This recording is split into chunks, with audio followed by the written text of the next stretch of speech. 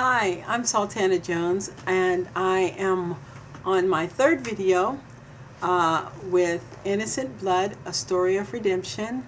And I had previously read a couple of things out of the book, and Clint is really going through it now.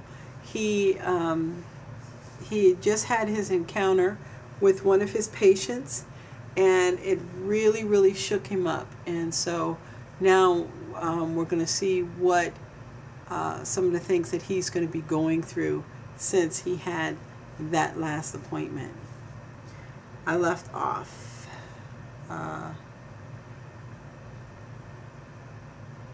okay. He just had an encounter with an elderly woman on as he was getting into his car to drive off, and he had an encounter where she had just basically was being a kind lady, and she just basically said, Jesus held your hand today because he loves you. And those words just kept going over and over in his mind. And then the abortion that he had just had, the procedure that he had just done, and he felt the touch of this little baby on his finger, and so it was just, it's going through his mind right now.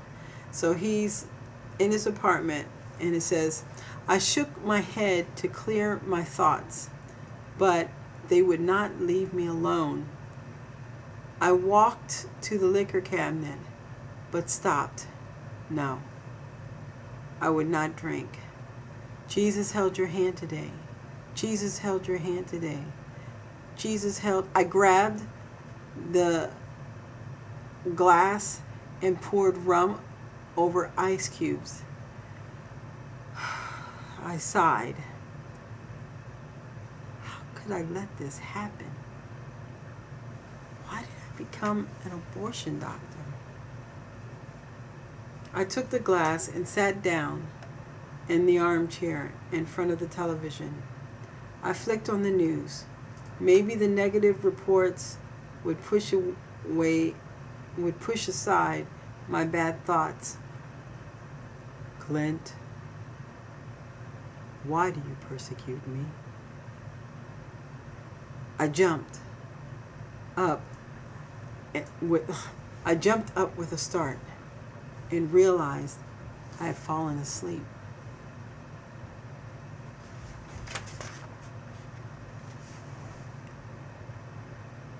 I jumped up looking around the house.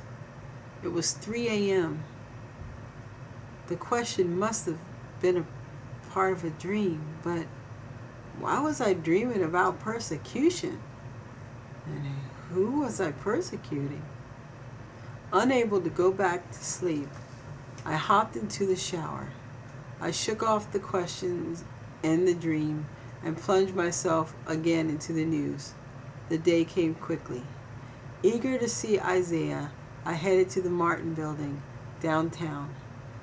The auditorium was packed with men and women, young and old, all seemingly very professional.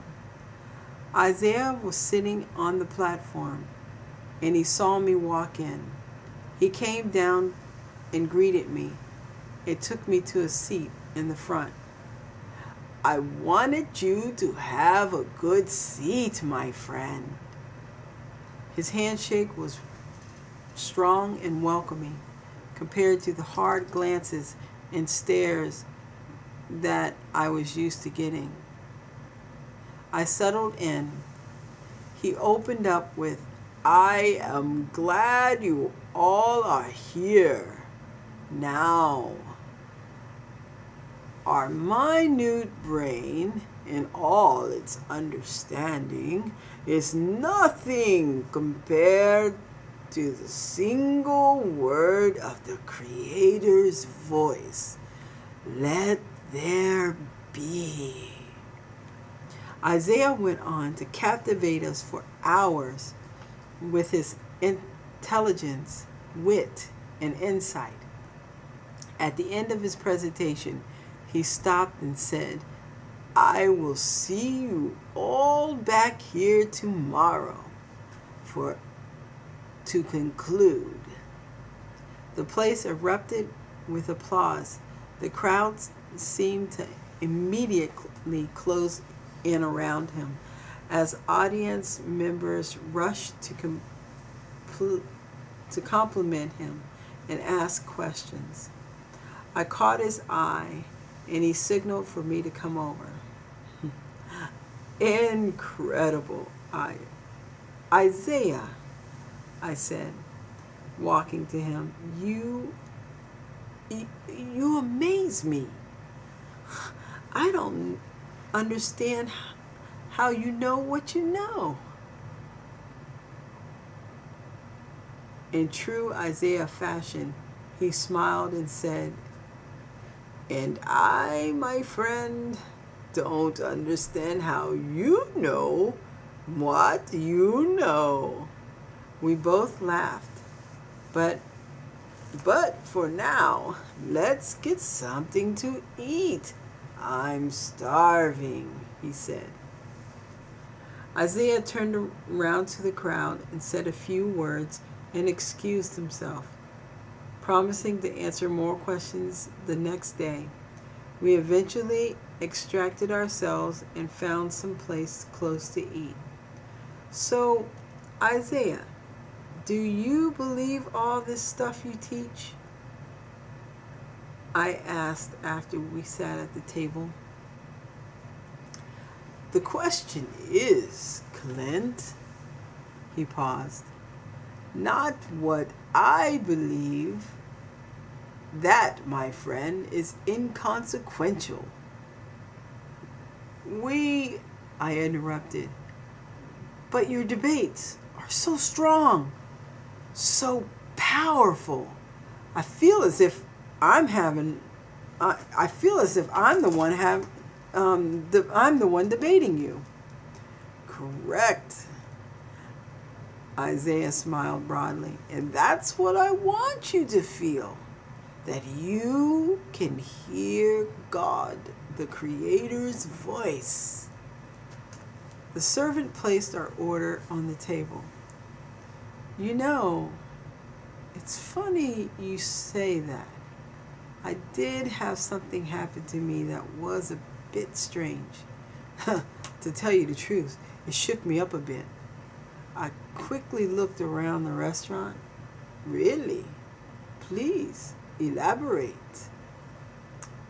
I performed an abortion on a young girl yesterday. I paused. Go on. Well, it had 2 fetuses. The first one was delivered as normal, but the second one was, well, still alive. It yawned and opened its eyes, and it grabbed my finger. Isaiah's expression did not change. He asked, what happened next? It stopped moving, and I gave it to my nurse. I took a sip of from my glass of tea. Okay, Isaiah said. Well, I'm sure that you've had misfortunes other than this. What shook you up so much? I went home that day early, and outside a woman walked up to me and said something like, Jesus held your hand today because he loves you. Okay. Then later that night, I was awakened to a voice. What? What voice? What did it say? I almost didn't want to utter the words out loud. This is crazy. Go on, Clint, Isaiah urged. He took a bite of his food. I squirmed in my seat a little and cleared my throat. Well, it said, why do you persecute me? Isaiah's face went a little pale for a second. What? What is it? I asked. May I ask you a question? Isaiah said. Shoot. I took a bite of my sandwich. Have you ever read the Bible or go to church? Come on, Isaiah. You know me better than to ask me that. Well, beloveds, it is time for me to stop. I just want to say hang in there with me, and I will read this book to you. Will you come and listen to the rest? Okay, stay tuned for more. I love you, and Jesus loves you too. Bye-bye.